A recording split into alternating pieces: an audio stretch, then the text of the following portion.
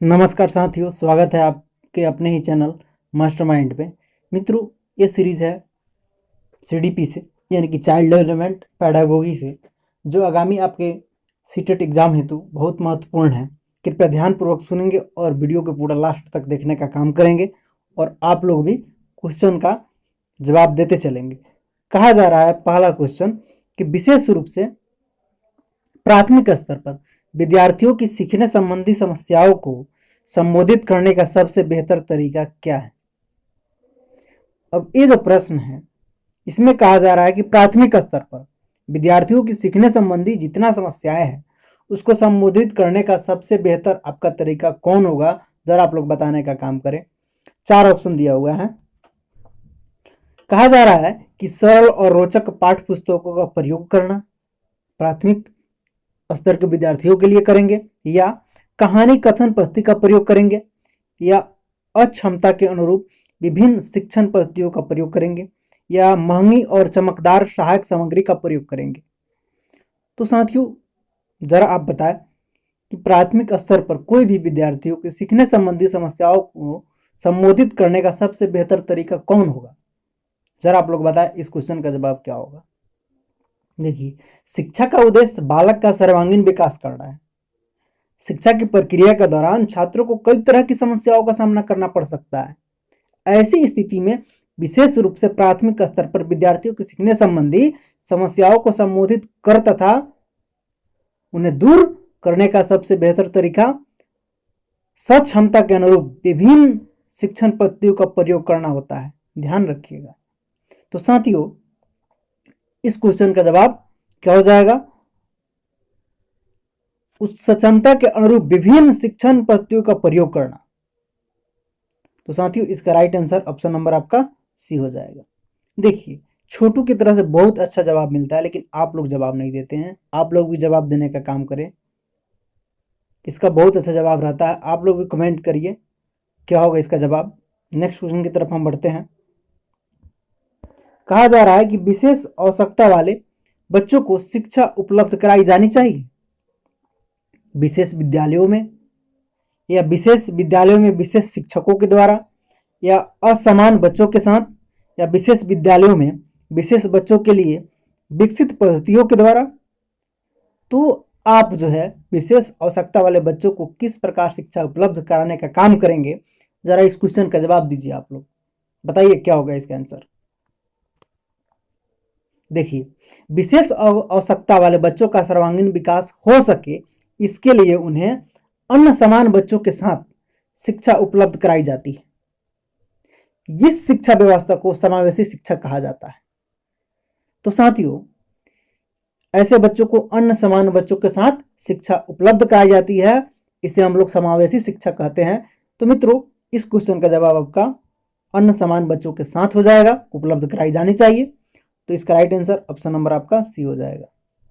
आप लोग भी जवाब दीजिए मित्रों, बहुत अच्छा। मंडल जी का भी जवाब आता है, बहुत अच्छा। चलिए,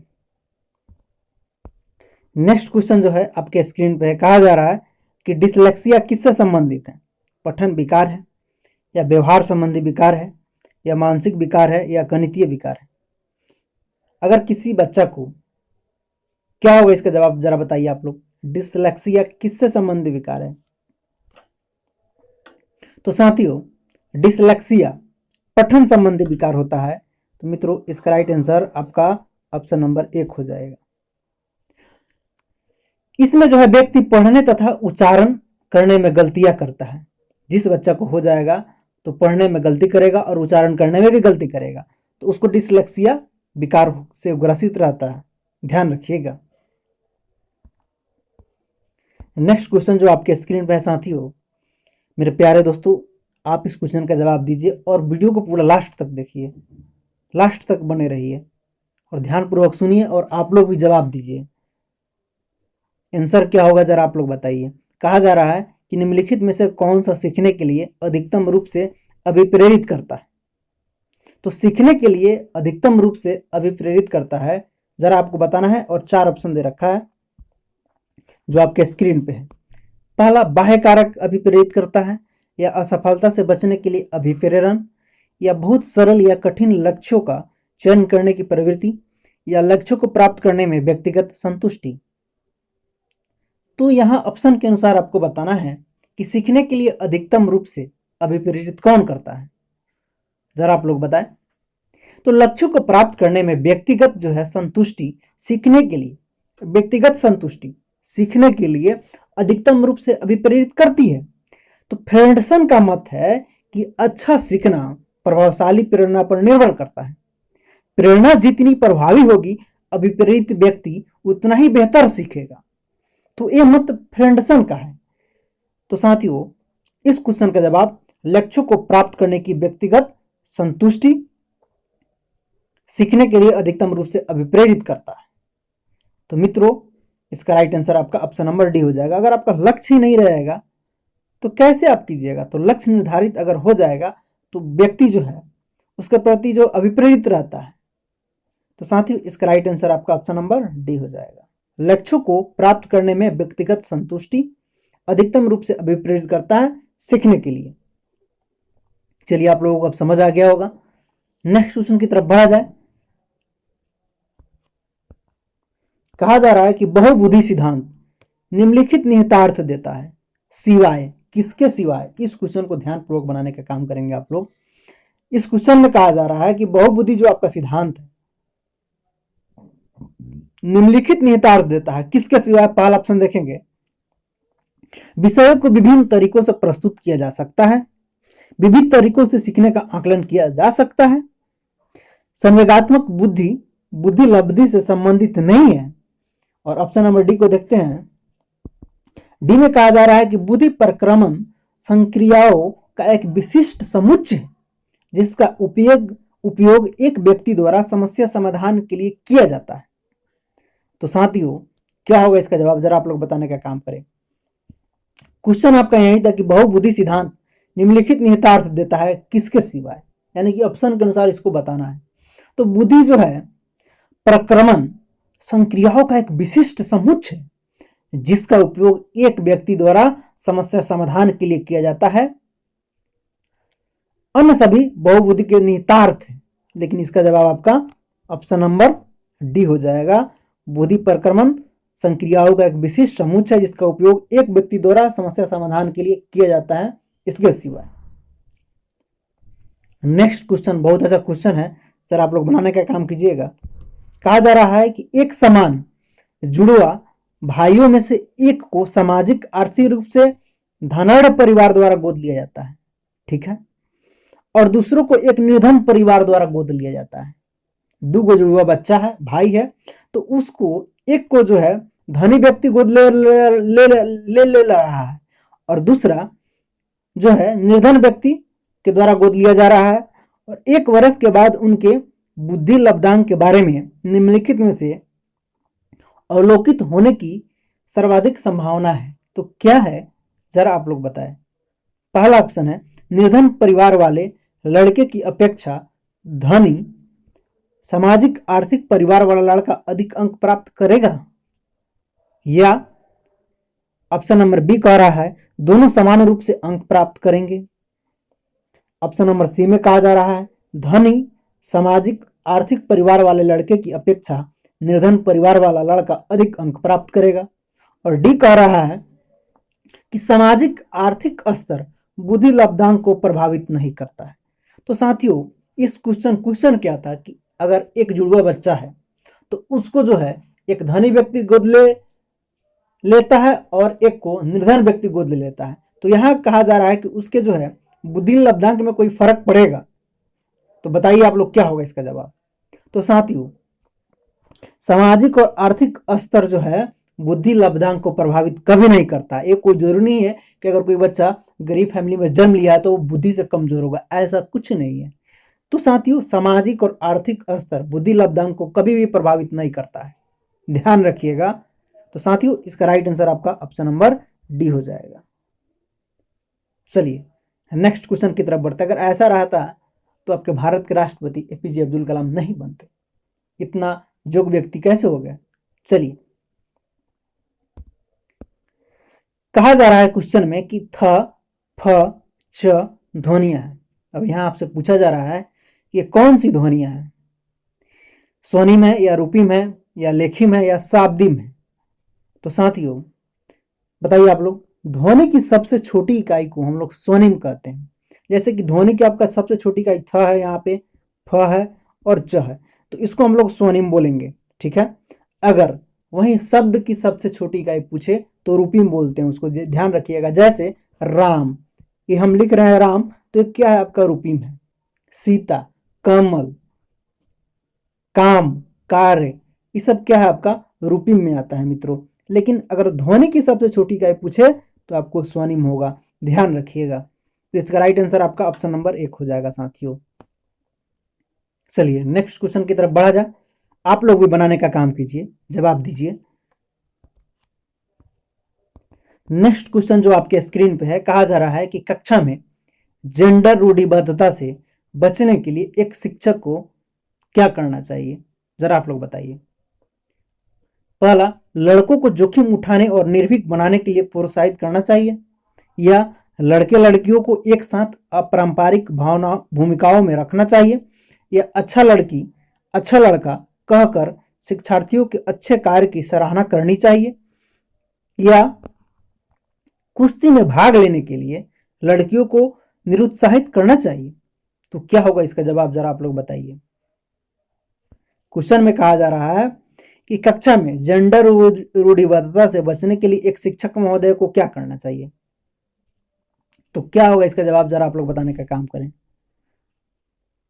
तो साथियों इससे बचने के लिए एक शिक्षक महोदय को लड़के लड़कियों को एक साथ अपारंपरिक भूमिकाओं में रखना चाहिए, समझे। तो इसका राइट जवाब आपका ऑप्शन नंबर बी हो जाएगा मित्रों। क्वेश्चन नंबर 9 में कहा जा रहा है कि विद्यालयों को किसके व्यक्तिगत विभिन्नताओं को पूरा करना चाहिए। व्यक्तिगत शिक्षार्थियों को विशिष्ट होने की अनुभूति कराने के लिए, या व्यक्तिगत शिक्षार्थियों के मध्य खाई को कम करने के लिए, या शिक्षार्थियों के निष्पादन और योग्यताओं को समान करने के लिए, या यह समझने के लिए कि क्यों शिक्षार्थी सीखने के योग्य या अयोग्य है। तो साथियों क्या होगा इसका जवाब, जरा आप लोग बताने का काम करें। तो साथियों इस क्वेश्चन का जवाब यह समझने के लिए क्यों शिक्षार्थी सीखने के योग्य या अयोग्य है। तो साथियों इसका जवाब आपका ऑप्शन नंबर डी हो जाएगा। नेक्स्ट क्वेश्चन जो आपके स्क्रीन पे कहा जा रहा है कि निम्नलिखित में से कौन सा कथन सत्य है। यहाँ 4 को कथन दे दिया है, अब आपसे पूछ रहा है कौन सत्य है, यानी कि 3 गलत होगा, ठीक है। ध्यानपूर्वक बताइएगा आप लोग। पहला है ऑप्शन कि अनुभव मस्तिष्क के विकास को प्रभावित नहीं करता है। तो साथियों ऐसा नहीं करता है। तो क्वेश्चन में कह रहा है, सॉरी क्वेश्चन में कह रहा है कौन सा कथन सत्य है। तो साथियों अनुभव मस्तिष्क को प्रभावित नहीं करता है, तो करता है लेकिन नहीं में कह रहा है, तो गलत है साथियों, ये तो नहीं होगा, हमको सत्य चुनना है। चलिए नेक्स्ट क्वेश्चन, विद्यालीकरण का बुद्धि पर कोई प्रभाव नहीं पड़ता है। तो ऐसा नहीं है, विद्यालीकरण से बच्चों के ऊपर प्रभाव पड़ता है, उसका सर्वांगीण विकास होता है, बुद्धि पर भी प्रभाव पड़ता है। तो कह रहा है नहीं पड़ता है, तो गलत है, हमको चुनना है सत्य, तो ये भी नहीं होगा। अब है ऑप्शन नंबर सी, अनुवांशिक बनावट व्यक्ति की परिवेश की गुणवत्ता के प्रति उत्तरात्मकता को प्रभावित करती है। तो हाँ करती है। लेकिन डी देखेंगे, कहा जा रहा है कि गोद लिए गए बच्चों का वही बुद्धि लब्धांक होता है जो गोद लिए गए उनके सहोदर भाई बहनों का होता है।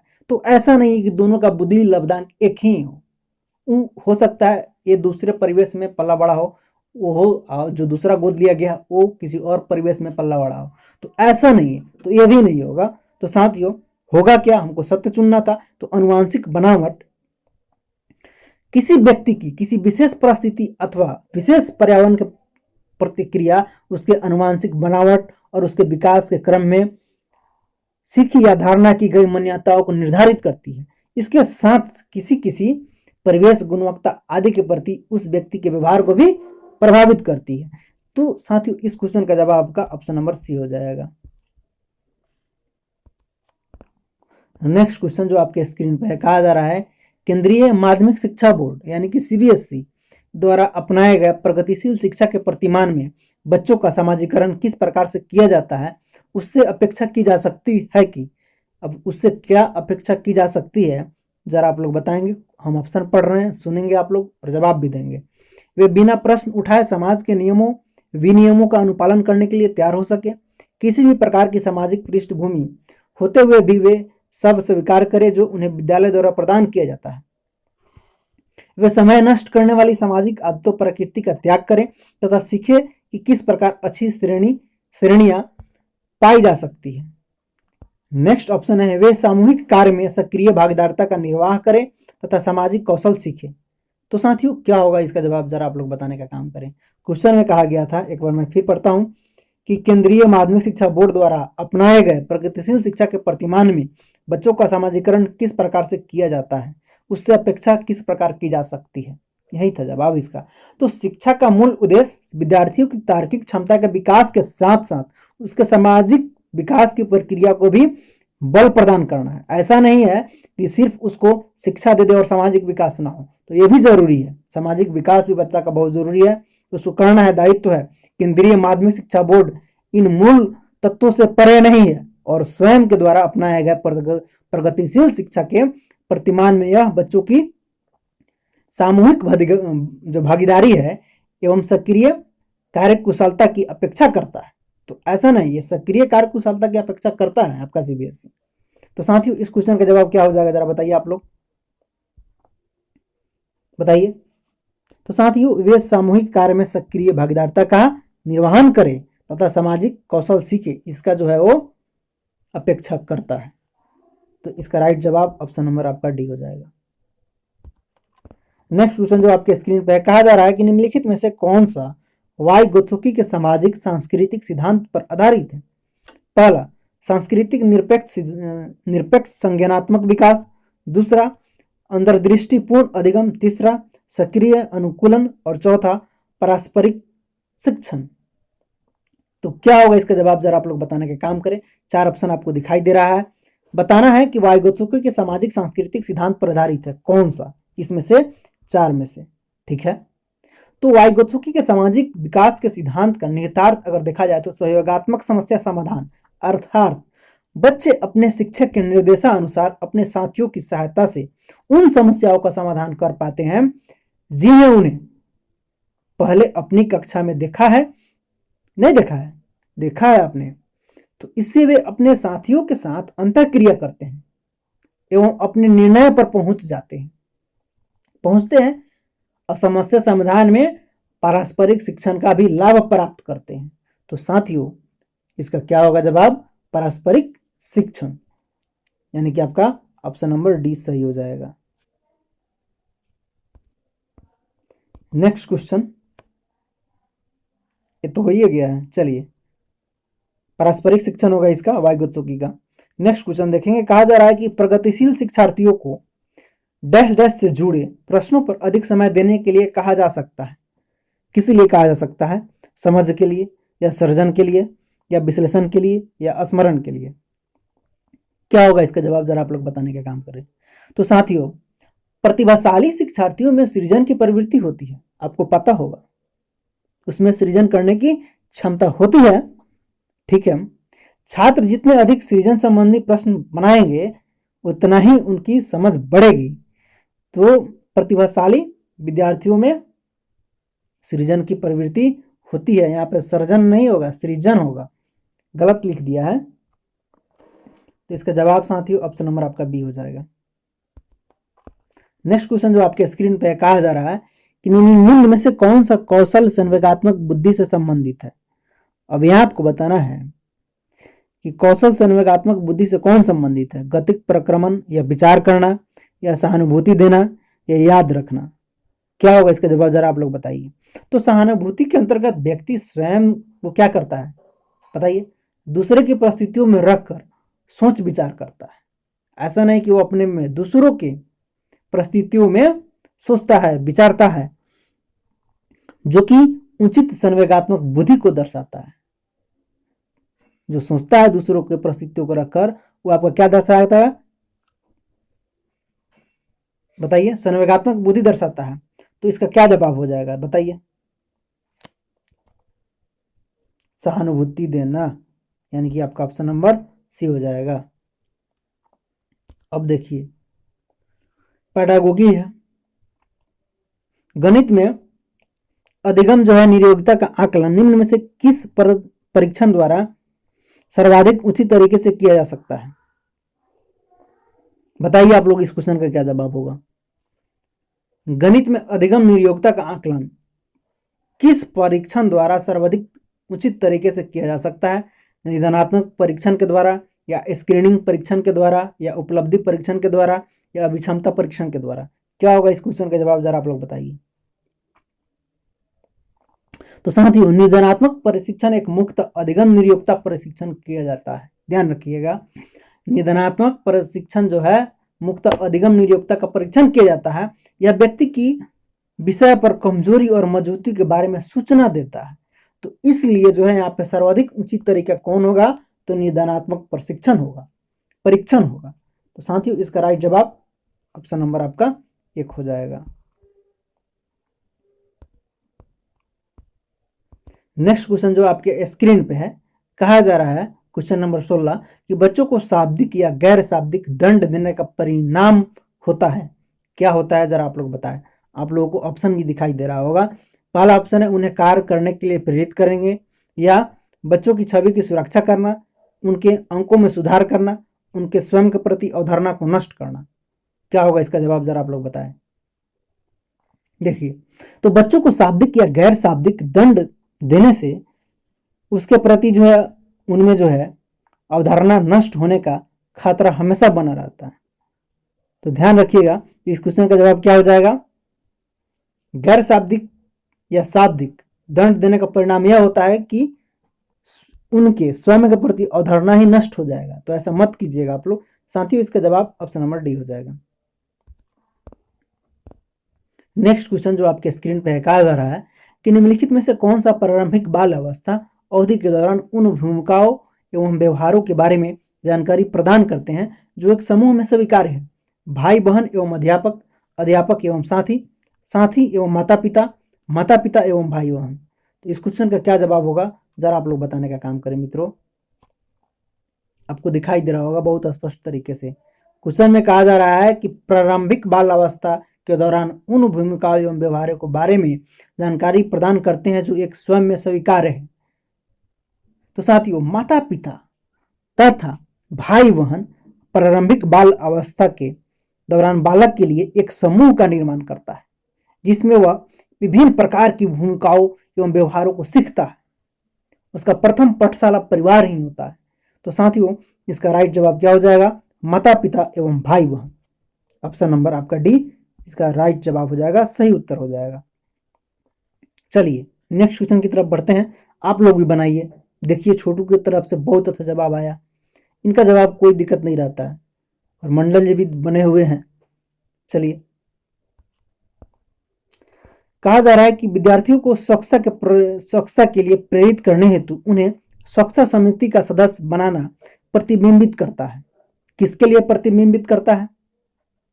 विद्यार्थियों को स्वच्छता के प्रति प्रेरित करने के लिए अगर उनको स्वच्छता समिति का सदस्य बनाना किनके लिए जो है प्रतिबिंबित करता है, जरा आप लोग बताएं। पहला ऑप्शन, प्रेरणा की सामाजिक सांस्कृतिक संकल्पनाएं, प्रेरणा के व्यवहारवादी उपागम, या प्रेरणा का मानवतावादी उपागम, या प्रेरणा का संज्ञानात्मक उपागम। क्या होगा इसका जवाब, जरा आप लोग बताएं। तो स्वच्छता के लिए प्रेरित करने हेतु उन्हें स्वच्छ समिति का अगर सदस्य बना देते हैं तो सामाजिक सांस्कृतिक संकल्पनाएं के प्रति वो प्रतिबिंबित करता है। तो साथियों, बनाना चाहिए बच्चों को सदस्य स्वच्छता समिति के। तो साथियों, इसका राइट जवाब ऑप्शन नंबर आपका 1 हो जाएगा। प्रेरणा की सामाजिक सांस्कृतिक संकल्पनाएं उसको प्रतिबिंबित करता है। नेक्स्ट क्वेश्चन जो आपके स्क्रीन पे है, कहा जा रहा है कि रूपात्मक आकलन हो सकता है। किस प्रकार भाई? पहला, पूर्व परीक्षण के माध्यम से, पश्च परीक्षण के माध्यम से, ए और बी दोनों, या केवल एक, या केवल बी। बहुत अच्छा क्वेश्चन है। ऐसे ऐसे क्वेश्चन में बच्चों को दिक्कत होती है, जरा बताइए आप लोग। तो साथियों, रूपात्मक आकलन आपका किस प्रकार हो सकता है? तो पूर्व प्रशिक्षण भी हो सकता है और पश्च प्रशिक्षण भी होता है, प्रशिक्षण के पहले और बाद में भी। समझे? तो रूपात्मक आकलन इसको कहा जाता है। तो साथियों, इसका राइट जवाब आपका ऑप्शन नंबर सी हो जाएगा। ए और बी दोनों, पूर्व और पश्च भी होना चाहिए परीक्षण रूपात्मक आकलन में। नेक्स्ट क्वेश्चन जो आपके स्क्रीन पे है, कहा जा रहा है कि डैश डैश के अलावा निम्नलिखित श्रेणियां जेंडर को प्रभावित करती है। अब कौन श्रेणियां हैं जो कि जेंडर को प्रभावित करता है, यानी कि लिंग को, बताइए जरा आप लोग। तो साथियों, पहला ऑप्शन है निर्जातीयता, दूसरा है धर्म, और तीसरा है अभिक्षमता, और चौथा है भाषा। तो क्या होगा इसका जवाब, जरा आप लोग बताइए। कौन जेंडर को प्रभावित करता है? तो साथियों, क्वेश्चन में कह रहा है के अलावा निम्नलिखित श्रेणियां जेंडर को प्रभावित करता है। तो साथियों, भाषा के अलावा जितना श्रेणियां है जेंडर को प्रभावित करता है। तो साथियों, इसका जवाब क्या हो जाएगा, ऑप्शन नंबर डी, यानी कि भाषा। क्वेश्चन में कह रहा है के अलावा, तो ऐसे ऐसे क्वेश्चन को ध्यान रखिएगा। नेक्स्ट क्वेश्चन, सीमा देविका से ज्यादा हो सकती है।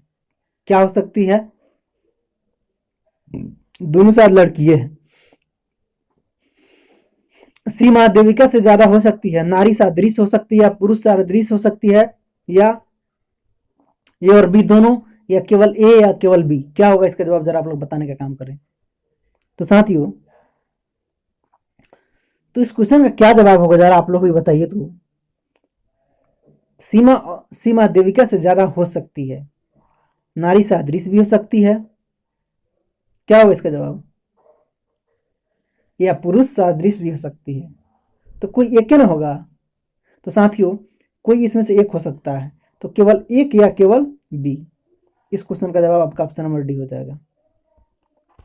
प्राथमिक स्तर पर मूल्यों की शिक्षा देने की सर्वोत्तम विधि है। प्राथमिक स्तर पर मूल्यों की शिक्षा देने की सर्वोत्तम विधि क्या है, जरा आप लोग बताएं। मूल्यों के महत्व को बताना, मूल्यों के पालन न करने पर दंडित करना, अध्यापक के व्यवहार में मूल स्थापन करना, या उपयुक्त सभी। क्या होगा इसका जवाब? तो प्राथमिक स्तर पर मूल्यों की शिक्षा देने हेतु सर्वोत्तम विधि, तो साथियों, मूल्यों को महत्व को बताना भी है, मूल्यों को पालन न करने पर दंडित करना भी है, अध्यापक के व्यवहार में मूल स्थापन करना भी है। तो साथियों, इसका राइट जवाब क्या हो जाएगा, उपयुक्त सभी। ऑप्शन नंबर आपका डी हो जाएगा। नेक्स्ट क्वेश्चन जो आपके स्क्रीन पे है, कहा जा रहा है कि मूल्यों के वर्गीकरण में सम्मिलित नहीं है। इसको जरा ध्यान रखिएगा, कह रहा है नहीं है। आध्यात्मिक मूल्य, येन केन प्रक्रियन धनार्जन का मूल्य, या नैतिक मूल्य, या सांस्कृतिक मूल्य। तो यहां बताना है कि मूल्यों को वर्गीकरण में सम्मिलित क्या नहीं है, जरा आप लोग बताएं। इस क्वेश्चन का क्या जवाब होगा, जरा बताइए साथियों। आंसर जानते हो तो बताइए। तो साथियों, मूल्यों के वर्गीकरण में सम्मिलित कह रहा नहीं है, तो येन केन प्रक्रियन धनार्जन का मूल्य ये नहीं है, लेकिन ये सब है। ये आपका 3 है, लेकिन ये नहीं है, तो हमको नहीं में जवाब देना था। तो साथियों, इसका राइट आंसर ऑप्शन नंबर आपका बी हो जाएगा। व्यक्ति के संगठन का स्वरूप है किसका, सामाजिक, आर्थिक, या मनोवैज्ञानिक, शारीरिक, ठीक है, या सामाजिक, राजनीतिक, या मनोवैज्ञानिक, आध्यात्मिक। तो किसका रूप है, जरा आप लोग बताएं। तो साथियों, सामाजिक राजनीतिक तो है नहीं, मनोवैज्ञानिक आध्यात्मिक यहाँ दे रखा है, तो ये भी नहीं है। ठीक है बच्चा, क्या आपके पास ए और बी की तरफ चलते हैं। सामाजिक आर्थिक ये भी नहीं है, यानी कि व्यक्ति के संगठन का स्वरूप मनोवैज्ञानिक शारीरिक है। मित्रों, इसका राइट जवाब ऑप्शन नंबर आपका बी हो जाएगा। नेक्स्ट क्वेश्चन जो आपके स्क्रीन पे है, कहा जा रहा है कि निम्न में से कौन सा कार्य विद्यालय का मुख्य कार्य नहीं है।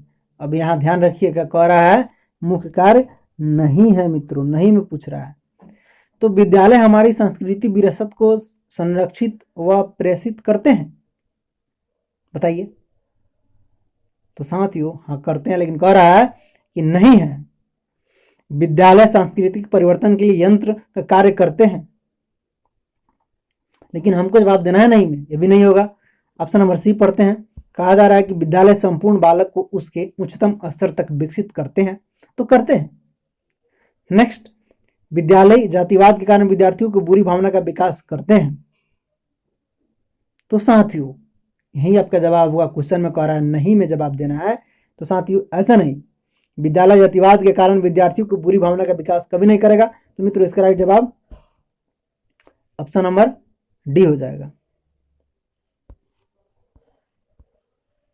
नेक्स्ट क्वेश्चन, कहा जा रहा है कि शिक्षण को प्रभावित करने वाला निम्नलिखित में से कौन सा घटक शिक्षक से संबंधित नहीं है। विषय का ज्ञान, संप्रेषण कौशल, विद्यार्थियों से जुड़ाव, या संसाधनों की उपलब्धता। तो क्या होगा इसका जवाब, जरा आप लोग बताने का काम करें। तो साथियों, क्वेश्चन में कहा जा रहा है कि कौन सा घटक शिक्षक से संबंधित नहीं है। फिर हमको नहीं में जवाब देना है। हर सेट में देखिएगा, प्रैक्टिस सेट में जो है आपको 4-5 गो, जब भी क्वेश्चन पूछता है सीटेट तो उसमें नहीं में जो है 5 गो, तो बच्चा लोग यही गलती करता है, ध्यान रखेंगे इस ऐसे क्वेश्चन को, ठीक है। तो कहा जा रहा है कि घटक शिक्षक से संबंधित नहीं है। तो मित्रों, संप्रेषण कौशल जो है शिक्षण को प्रभावित करने वाला, बताइए, नहीं है। तो साथियों, ये शिक्षक से संबंधित नहीं है, ध्यान रखिएगा। तो इसका राइट जवाब आपका ऑप्शन नंबर बी हो जाएगा, क्योंकि विषय का ज्ञान तो जरूरी है, विद्यार्थी से जुड़ाव, संसाधनों की उपलब्धता, ये सब जरूरी है, लेकिन ये घटक संबंधित नहीं है। नेक्स्ट क्वेश्चन, विद्यार्थियों की शिक्षण में अधिक से अधिक भागीदारी निम्नलिखित विधि के द्वारा संभव है। अब कौन सा ऐसा विधि है जो विद्यार्थियों के शिक्षण में अधिक से अधिक भागीदारी हो, संभव हो सके, उस विधि का आप लोग नाम बताइए। व्याख्यान विधि, या पाठ्य पुस्तक विधि, या श्रव्य सामग्री विधि, या वार्तालाप विधि। तो कौन सा विधि होगा, जरा आप लोग बताने का काम करें। छोटू का बहुत अच्छा जवाब आता है, बोल दिए ना। चलिए, आप लोग जवाब नहीं देते, लेकिन आप लोग जवाब देने का काम करें। जब देख रहे हैं मित्रों तो जवाब दीजिए। चलिए जवाब दीजिए आप लोग, क्या होगा इसका। तो साथियों, क्वेश्चन में कह रहा है कि अधिक से अधिक भागीदारी संभव है किस विधि के द्वारा। तो वो विधि क्या है, तो वार्तालाप विधि। शिक्षण में, विद्यार्थियों के शिक्षण में अधिक से अधिक अगर कोई विधि है संभव भागीदारी करने के लिए, तो वार्तालाप है। तो साथियों, इसका राइट जवाब आपका ऑप्शन नंबर डी हो जाएगा। नेक्स्ट क्वेश्चन कहा जा रहा है जो आपके स्क्रीन पे है, और इसको पढ़िए और आप लोग बनाने का काम कीजिए, जवाब भी दीजिएगा। सीखने के लिए आकलन, ध्यान रखिएगा, कहा जा रहा है कि सीखने के लिए आकलन निम्नलिखित का ध्यान रखता है, सिवाय, तो किसके सिवाय, विद्यार्थियों की अधिगम शैलिया के सिवाय, या विद्यार्थियों की क्षमता के सिवाय, या विद्यार्थियों की आवश्यकता के सिवाय, या विद्यार्थियों की त्रुटियां के सिवाय। तो सीखने के लिए आकलन ध्यान रखता है किसके सिवाय भाई, जरा आप लोग बताने का काम करें। मेरे प्यारे दोस्तों, इस क्वेश्चन का क्या जवाब होगा, जरा आप लोग आंसर दीजिए, बताइए। तो साथियों, विद्यार्थियों की आवश्यकताओं को छोड़कर अगर देखा जाए तो अन्य सभी जो है सीखने के लिए आकलन का ध्यान है। विद्यार्थियों की दैनिक त्रुटियां, अधिगत शैलियों, क्षमताओं के अगर माध्य अगर बात की जाए तो अधिगम का अच्छा आकलन हो सकता है। तो इस क्वेश्चन का क्या जवाब होगा, विद्यार्थियों की आवश्यकताएं के सिवाय, यानी कि आपका ऑप्शन नंबर सी हो जाएगा। नेक्स्ट क्वेश्चन, कहा जा रहा है कि एक सशक्त विद्यालय अपने शिक्षकों में निम्नलिखित योग्यताओं में से किससे सर्वाधिक बढ़ावा देगा। ठीक है, अगर एक सशक्त विद्यालय है तो अपने शिक्षक महोदय में कौन सा योग्यता है जिसमें सर्वाधिक बढ़ावा देगा। स्मृति का योग्यता बढ़ावा देगा, या अनुशासित स्वभाव का बढ़ावा देगा, या प्रतिस्पर्धात्मक अभिवृत्ति का बढ़ावा देगा, या परीक्षण करने की प्रवृत्ति को बढ़ावा देगा। लेकिन क्वेश्चन में कह रहा है, ध्यान रखिएगा, सर्वाधिक किसको बढ़ावा देगा। तो आप लोग बताइए क्या होगा इसका जवाब। तो किसी अगर विद्यालय में शिक्षकों के प्रतिस्पर्धात्मक अभिवृत्ति एवं योग्यता जो है उस पर अत्यधिक महत्व दिया जाता है, तो ऐसे अगर योग्यता पर ध्यान देंगे तो बेहतर होगा, प्रतिस्पर्धात्मक अभिवृत्ति पे। तो मित्रों, इसका राइट आंसर ऑप्शन नंबर आपका सी हो जाएगा। आज का मित्रों लास्ट क्वेश्चन, जो आप लोग जरूर जवाब दीजिएगा, बनाइएगा, हमको उम्मीद है कि आप लोग जवाब दीजिएगा। कहा जा रहा है कि मोनिका कोई लड़की है, मुन्नी है, चलिए बालिका है, जो गणित की ये शिक्षिका है। हमने क्वेश्चन को शायद नहीं पढ़ा था। चलिए, मोनिका जो है गणित की शिक्षिका है, राधिका से एक प्रश्न पूछती है। मोनिका मान लेते हैं किसी विद्यालय में शिक्षिका है, और राधिका क्या है, एक मुन्नी है, बच्ची है। तो राधिका से प्रश्न पूछती है, राधिका से कोई उत्तर न मिलने पर वह तुरंत मोहन एक लड़का है, मुन्ना है छोटा सा, तो दूसरा प्रश्न पूछती है। कौन, तो मोनिका। जब उसे महसूस होता है कि मोहन उत्तर बताने में संघर्ष कर रहा है, लग रहा है कि मोहन से अब उत्तर नहीं जाएगा, संघर्ष कर रहा है, लेट कर रहा है, तो वह अपने प्रश्नों के शब्दों को बदलती है। शिक्षिका महोदय जिनका नाम मोनिका है, तो मोनिका की यह प्रवृत्ति यह प्रदर्शित करती है कि वह, अब क्या करती है इसकी प्रवृत्ति प्रदर्शित, जरा आप लोग बताने का काम करें। क्वेश्चन को आप लोग समझे।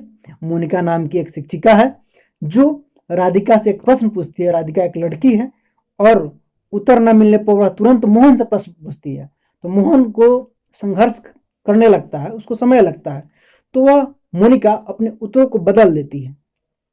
तो यह बदलने की प्रवृत्ति क्या प्रदर्शित करती है मोनिका के उत्तर का, प्रश्नों का, जरा आप लोग बताने का काम करें। राधिका को किसी उलझनपूर्ण स्थिति में नहीं डालना चाह रही है, ऐसा कर रही है क्या?